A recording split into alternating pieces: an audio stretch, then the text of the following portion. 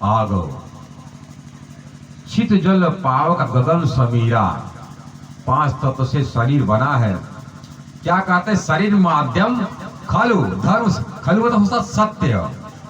शरीर ही एक ऐसा साधन है, ऐसी नौका है उस दीनानाथ दीन दयालु परब्रह्म अक्षरार्थी से मिलने का। साधन धाम मोक्ष कर द्वारा, ये द्वार दरवाजा है परमात्मा से मिलने का। जिन पाया पा करके न परलोक पर होता श्रेष्ठ, सबसे ऊपर जो लोग, उसके लिए न सवारा ते माना था किस काम का। भगवान कहते हैं मानव जन्म तुमको हीरा है दिया, मानव जन्म तुमको हीरा है दिया, व्यर्थ में गवाओ तो मैं क्या करूं। मैंने तुमको हीरा जन अनमोल दे दिया है, अब व्यर्थ में गवा रहे हो। गलत रास्ते पर चल कर भगवान कहते मेरा गलती है।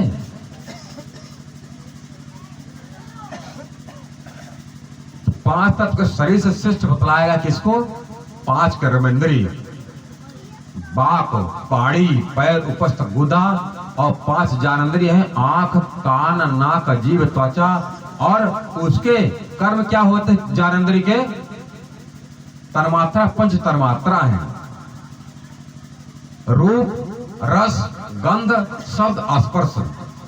आंख का काम है देखना, हाथ का काम है स्पर्श करना। रूप रस, रस जीवा लेती है। गंध क्या करता है? नाक गंध लेता है, कान सुनता है। हमको किसी भी बात जो जानकारी प्रदान करे वो ज्ञानेंद्रिय। तो 5 तत्व, 5 कर्मेंद्रिय, 5 ज्ञानेंद्रिय और 5 ज्ञानेंद्रिय से 5 तन्मात्रा कितना हुए? 5 तत्व, 5 कर्मेंद्रिय, 5 ज्ञानेंद्रिय, 5 तन्मात्रा, 20। अब यहां तक सुन लीजिए। और इसके आगे वेद क्या कहता है? मन और शरीर के अंदर 25 के बाद 4 प्रकार का आवरण कहा गया, अंतस्करण कहा गया है।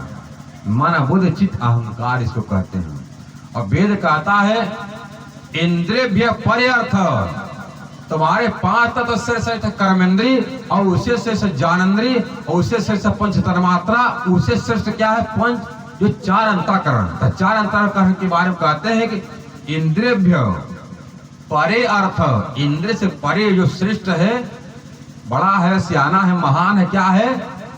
मन। इंद्रिय परे अर्थ, क्या परे है? मन।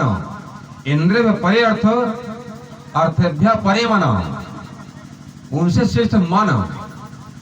इंद्रियों से श्रेष्ठ मन और मन से श्रेष्ठ मन सस्त बुद्धि, बुद्धिरात्मानम महापरे।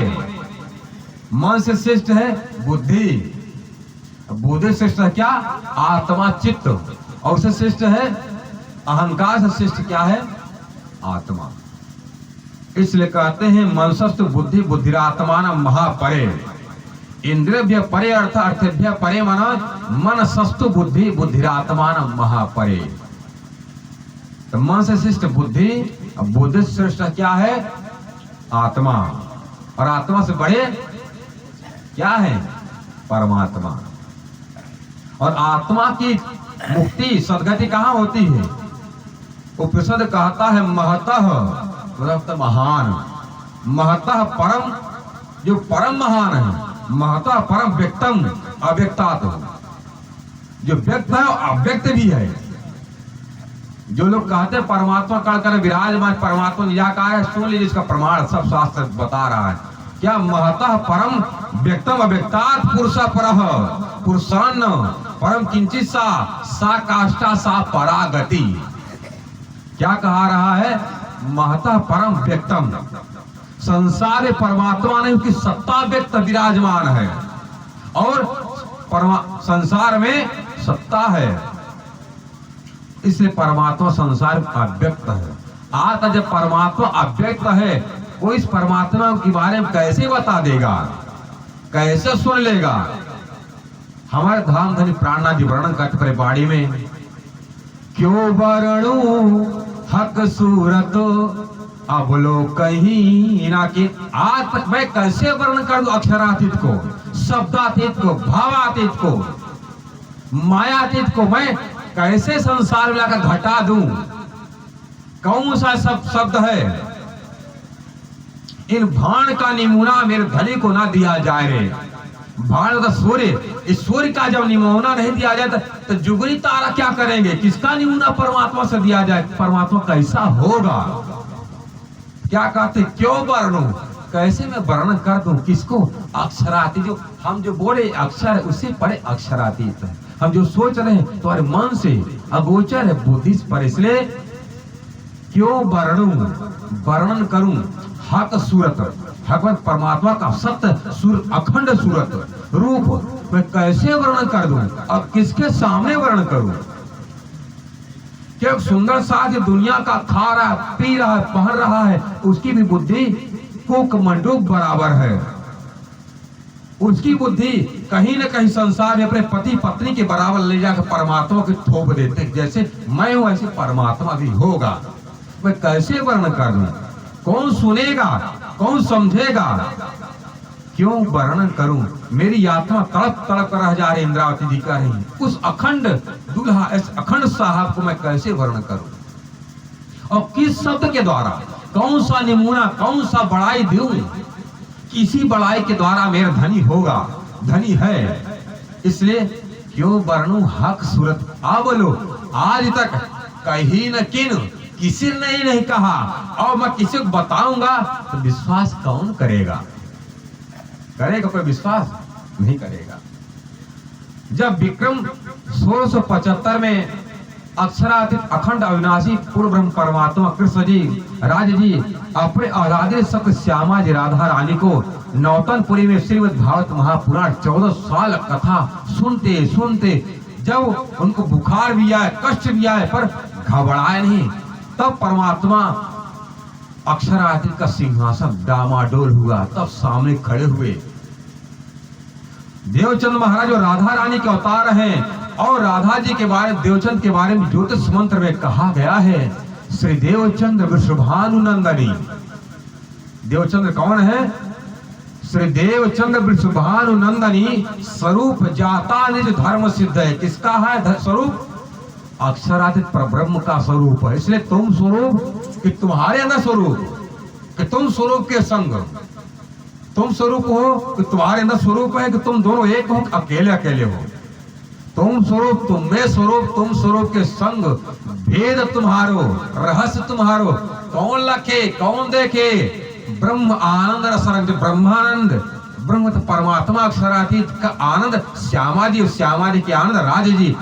तो कौन बताएगा? राज्य के बारे में कौन बताएंगे? तुम स्वरूप, तुम में स्वरूप, तुम स्वरूप के संग, भेद तुम्हारो, कौन लखे? ब्रह्म आनंद रसरंग। जहिवा किसका है? ये रसना से श्यामा जी की पिलाए रस रब का है। अखंड परमात्मा की अखंड दुल्हन श्यामा महारानी की जीवा है।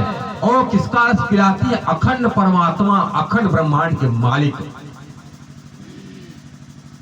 जब उनको दर्शन देते हैं, उनके हृदय धाम में बैठ गए, क्या कहते हैं?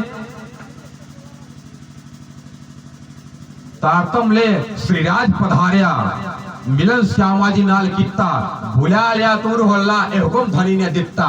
क्या कहते? बुला लाओ श्यामा महारानी, तो मेरी आत्मा, मेरी सखियां हैं, मेरे धनी आए। कुछ धनी को पाते सदगुरु देवचंद कहते, मैं ये बात में किसको बताऊं? कौन मेरी बात को सुनेगा? तो उनको याद आता है कि मैं जहाँ कथा सुनता जिस गुरु के पास, वहां पर एक गांग जी भाई नाम के एक व्यक्ति आते हैं। उन्होंने कहा कि हे देवचंद्र जी, यदि भविष्य में कोई भी नया ज्ञान, नया अनुभव प्राप्त हो, मिले, हमको जरूर बताना। तो देवचंद महाराज जी कहते हैं, मैं ये बातें किसको बताऊं?